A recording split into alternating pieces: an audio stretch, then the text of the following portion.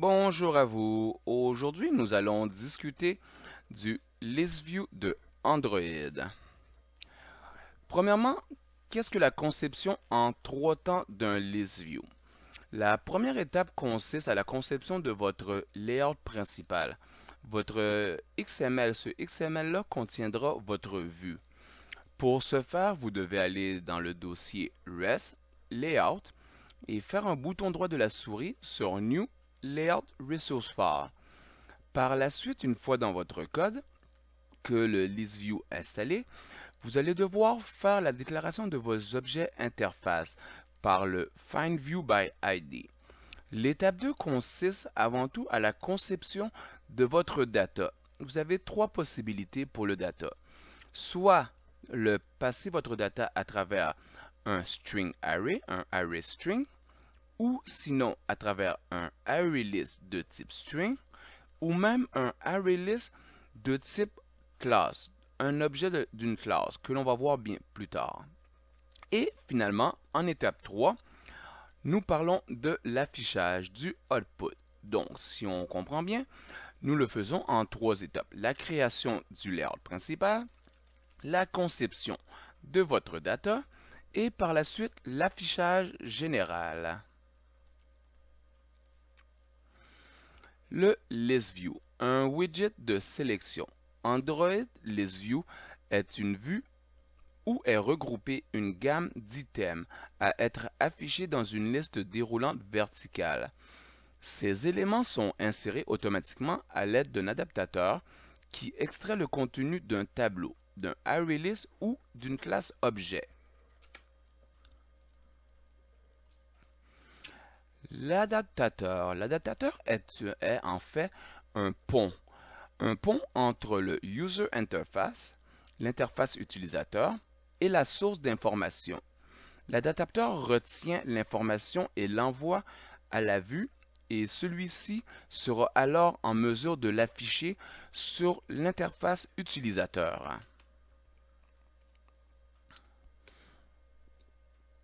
Méthode de création. Premièrement, il vous faut ajouter un objet de ListView à votre fichier MainActivity. Pour ce faire, vous allez devoir faire la déclaration de la liste de type ListView et la connexion avec l'interface XML par le Find View by ID. Comme vous pouvez voir, ListView de list, on le concatène en ListView et on y fait un Find View by ID. Et le ID dans mon cas à moi s'appelle TheList, que nous allons voir un peu plus tard. Pour le XML, on verra aussi la méthode 1 du ID RID de liste. Maintenant le XML, le modèle 1. Pour créer un nouveau fichier pour vos multiples champs d'enregistrement de layout. Ce document XML sera localisé dans votre Res Layout et suivi du nom du fichier .xml. Le modèle 1, le layout XML par défaut, est le Android R Layout Sample Expandable List Item 1. Il s'agit d'une référence à un document de disposition XML intégré qui fait partie du système d'exploitation Android plutôt qu'à l'une de vos propres dispositions XML. Comme vous pouvez le voir par défaut, de type ListView, on a un exemple de un relative layout, la description de la balise XML, et à l'intérieur, on y met un ListView et qu'on lui donne le ID de liste. Nous retrouverons ici le lien Android 2.id est égal à TheList, la référence du Find View by ID. Et voici le résultat que ça nous donne pour le modèle 1. Maintenant, le modèle 2. Nous pouvons faire une création de son propre ListView avec un TextView.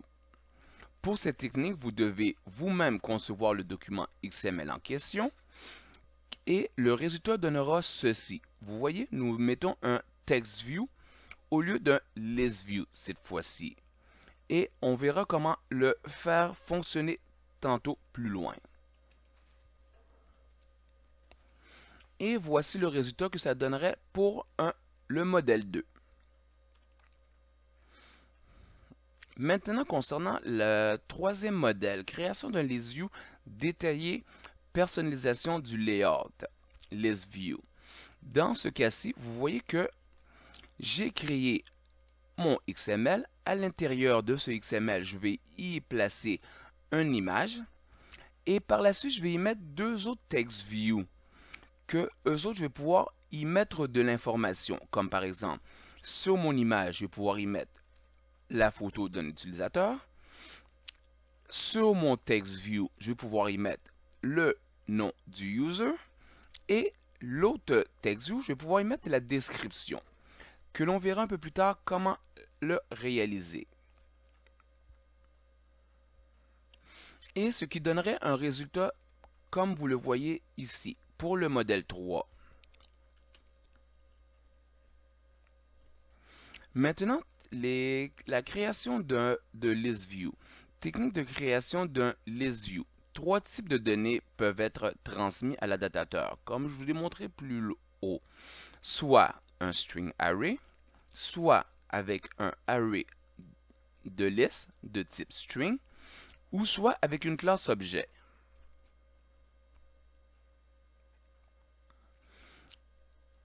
Maintenant, côté code, étape 1, la déclaration de vos objets. La déclaration de mon objet de liste de type listView et connexion avec l'interface XML par le FindViewById.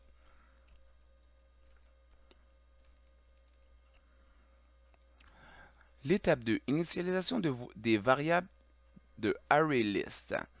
Déclaration de votre objet de type ArrayList, de type string ou d'un tableau de centenaire contiendra les données à afficher à l'écran. Nous faisons premièrement notre déclaration de notre variable ArrayList layout affichage user interface. Par la suite, nous y faisons son initialisation et après ça, nous y ajoutons les différentes variables, les différentes valeurs à afficher que nous ajoutons au fur et à mesure dans notre variable de type ArrayList.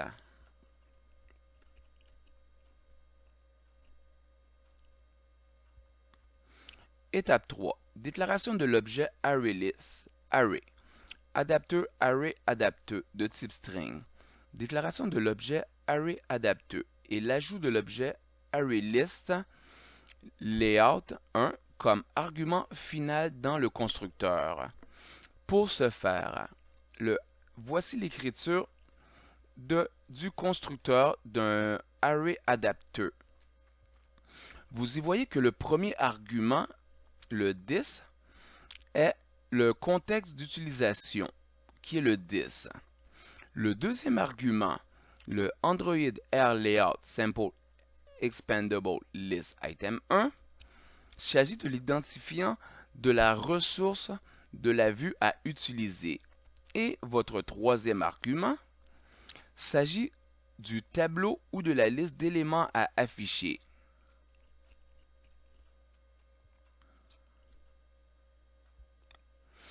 Et la dernière étape, il s'agit de faire le set du adapteur pour configurer votre adapteur et le faire afficher l'information que vous souhaitez afficher à l'écran. Et maintenant, passons du côté pratique. Donc,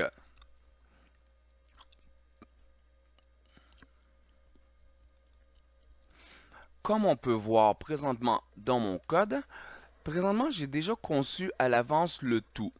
Donc, nous allons passer en revue les différentes étapes que je vous ai parlé. Donc, comme je l'ai dit tout d'abord, le but premier, c'est de créer vraiment votre activité principale, du activity main. Et dans celui-ci, vous voyez que j'y ai tout simplement mis mon fameux list view par défaut, qui est celui-ci. Maintenant, pour ma deuxième technique, j'ai tout simplement décidé d'utiliser simplement un text view. Le text view que vous voyez ici présent, où ce qu'on va afficher nos différentes données. Et la troisième technique que je vais vous montrer, c'est lorsque vous souhaitez personnaliser vous-même votre layout. Dans ce cas-ci, moi, je voulais avoir avant tout une image, un text view pour le nom d'utilisateur et aussi un autre text view pour la description de l'information. Donc, vous pouvez voir ici présent que, avant tout, j'ai créé mon premier linear layout qui est ici présent, qui est le contenu alentour que vous voyez ici. À l'intérieur de celui-ci, je lui ai placé tout simplement mon image. Et par la suite, j'ai mis un deuxième linear layout pour contenir mes deux text views. Et par la suite, j'y rajoute mes différents text views. Ici présent, un pour le nom d'utilisateur et le deuxième pour la description. Maintenant, côté code, voyons voir le tout. Du côté code, présentement, vous voyez que côté code, j'ai déjà préétabli à l'avance pour vous montrer trois différents types d'affichage qu'on va voir un après l'autre. Donc, je vais commencer par le premier type d'affichage. Parfait. Donc, pour la première partie, vous voyez comme je l'ai dit au début, en premier, j'ai fait la relation entre mon affichage extérieur, qui est mon layout, avec son ID de liste, que j'ai mis ici, qui fait la relation entre ma vue et le lien entre mon code. La deuxième chose que vous avez dit, la première chose, vous avez la possibilité pour vos données, soit de passer à travers un array de string, comme ici présent, où ce que j'ai mis différentes valeurs que je souhaite voir apparaître à l'écran. Et mon fameux array adapter, où ce que j'y passe mes arguments dans le fameux constructeur, qui est premièrement l'instance à laquelle je fais allusion, qui est le disque de l'instant présent, qui est le main activity. Par la suite, le layout que je souhaite utiliser, donc le layout par défaut d'Android. Et en troisième lieu, j'y passe l'argument des différentes données à afficher à l'écran. Et par la suite, vous voyez que je fais mon set de mon adapteur. De l'adapteur ici présent qui, lui, contient les différentes informations à afficher. La deuxième technique, comme je vous l'ai parlé, comme je l'ai dit, on peut aussi passer à travers un array list de type string à laquelle que je vais passer différents arguments. À travers l'array list, j'y fais l'ajout à travers le add de différents arguments à afficher à l'écran. Et par la suite, en troisième étape, toujours avec le array adapter, j'y passe dans son constructeur l'instance ici présent. Par la suite, je choisis mon fameux layout d'affichage. Dans ce cas-ci, on voit bien que c'est item row layout qui fait allusion à mon item row layout de mon XML. Le tout qui va apparaître dans un text view. Et la troisième, et par la suite, toujours ne jamais oublier la sortie l'output avec le set adapter de ma liste. Et la troisième technique qu'on peut toujours utiliser, cette fois-ci, c'est lorsque vous passez à travers un objet que vous créez vous-même. Dans ce cas-ci, j'ai créé un objet qui s'appelle utilisateur. Donc, j'ai créé une classe utilisateur. Dans cette classe-ci, dans mon constructeur, j'y passe trois références qui est avant tout l'image en question, le nom de l'utilisateur et la description que je viens initialiser dans mon constructeur. Et sans oublier mes fameux getters et mes setters. Et de plus, donc on voit que ici, j'initialise une fameuse classe que je passe des arguments dans son constructeur à afficher, comme vous avez pu voir, qui est l'image en question, le nom de l'utilisateur et une description. Dans ce cas-ci, j'ai choisi de mettre des dates. Et je le fais pour chaque utilisateur. Donc, je crée un objet pour chaque utilisateur que je souhaite faire afficher. Et par la suite, dans ce cas-ci, j'ai créé moi-même mon ArrayList Layout pour mon affichage, qui sera la gestion du scrolling lorsque l'utilisateur va scroller à l'intérieur du ListView, ce que l'on verra un peu plus loin. Donc, vous voyez qu'ici, lorsque je fais l'appel à mon objet UserList, mon UserList adapter, donc j'y ajoute les différents utilisateurs que j'ai besoin. Par la suite, on va appeler mon fameux UserList adapter, ici présent, pour faire la gestion de l'affichage utilisateur. Donc ici, comme vous avez pu voir, j'ai mon fameux constructeur de mon UserList adapter, où ce que j'y passe le contexte actuel, j'y passe ma ressource et j'y passe aussi l'objet classe utilisateur que vous pouvez voir ici présent. Donc, on y passe le contexte, on y passe l'affichage à utiliser. Dans ce cas-ci, j'utilise mon list item de 3 rows. Mon list item de 3 rows, donc pour l'image, les différentes text views à afficher. Et par la suite, on continue avec le getView. Lorsque la vue sera appelée, la gestion de la vue elle-même en tant que telle, grâce au set adapter, lorsque l'objet va appeler la gestion de la vue, avec son getView pour obtenir la position, le contexte de la vue et le parent de la vue, où ce que nous faisons la gestion différente du holder qui va gérer la vue et les différents champs, les différents objets comme mon principal TextView, ma fameuse image et mon deuxième TextView. Et là-dessus, j'y passe mes différentes valeurs pour les faire afficher à l'écran. Donc maintenant, voyons voir le tout en application. Donc, la première vue que je vais vous montrer est la première. Donc, nous allons commencer par la première vue, qui est la vue par défaut, où ce qu'on va faire tout simplement apparaître différents usagers. On fait play.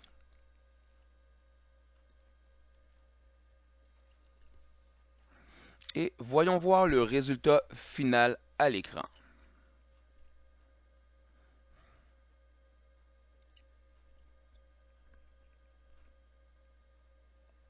Oups, je pense que... OK.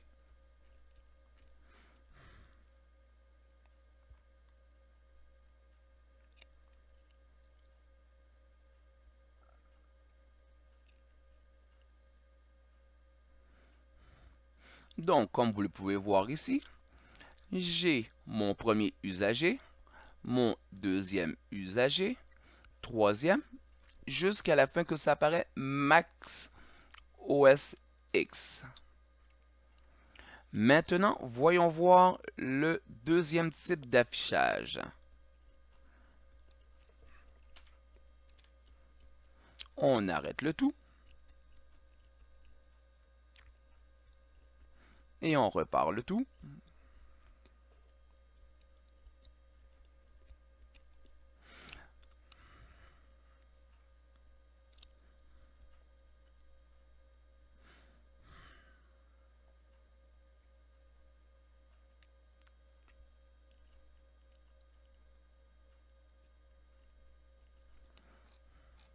Et dans le cas du deuxième, cette fois-ci, nous passons à travers un array list où j'y insère les différentes informations que je souhaite afficher. Certains d'entre vous vont vous dire, mais il n'y a pas vraiment de différence côté affichage entre le premier type et le deuxième modèle. Effectivement, il n'y a pas vraiment de différence côté affichage, mais côté code et côté layout, voici où est la différence.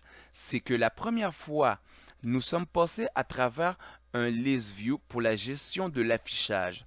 Donc, le list view a géré l'affichage extérieur sur le user interface. Contrairement à la deuxième, que lui, cette fois-ci, nous y passons l'information à travers un text view. Nous demandons cette fois-ci non pas au list view de gérer l'affichage, mais bien au text view de gérer l'affichage utilisateur. Il est là la subtilité entre le premier et le deuxième layout. Tout ceci se passe à travers le text view, contrairement que l'autre, c'est le list view qui fait la gestion de l'affichage. Et aussi, côté code, parce que côté code, c'est le ArrayList qui va gérer les données, qui va accepter de recevoir les données, contrairement que le premier, ça va être un string array qui va faire la gestion du data. Et maintenant, si je vous montre la troisième vue, la vue plus personnalisée, si vous souhaitez faire une vue plus personnalisée,